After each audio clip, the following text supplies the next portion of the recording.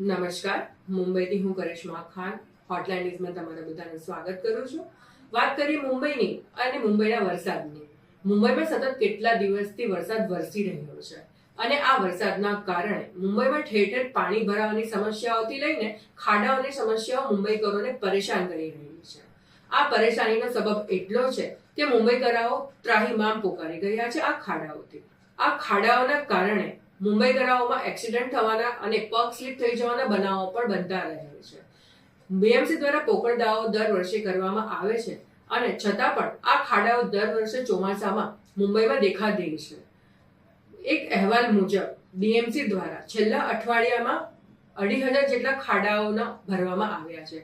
છતાં પણ આ ખાડાઓ હજી પણ રસ્તા પર શા માટે દેખાઈ રહ્યા છે તે નાગરિકોનો પ્રશ્ન છે. એક અહેવાલ મુજબ દર વર્ષે બીએમસી દ્વારા એક એવો દાવો કરવામાં આવે છે કે વરસાદ પહેલાની કામગીરીઓ તેઓએ સંપૂર્ણ રીતે પૂરી કરી લીધી છે. સમસ્યાઓ જેસે તે જેવી જ છે અને ખાડાઓ પણ અવારનવાર થતા રહે છે, જેનાથી અકસ્માતો પણ સર્જાય છે.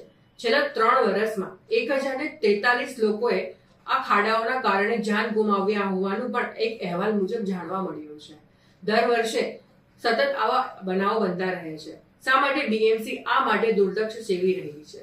અંધેરીના એક રહેવાસી દ્વારા અને તેમણે એક ટીમ બનાવી જેવી રીતે માજી લાડકી બહેન અને માજા લાડકા ભાવ જેવી યોજનાઓ સરકાર દ્વારા પ્રસ્તુત કરવામાં આવી છે, એવી જ એક યોજના માજા લાડકા ખાડા જેવી યોજના બનાવીને અંધેરીના વિસ્તારોમાં વિવિધ જગ્યાઓએ જઈ એક પ્રોટેસ્ટ કરી રહ્યા છે અને જ્યાં જ્યાં ખાડાઓ છે ત્યાં ખાડાઓ ભરી તેઓ આ વાત મુખ્યમંત્રી તરફ પહોંચાડવાનો પ્રયાસ કરી રહ્યા છે.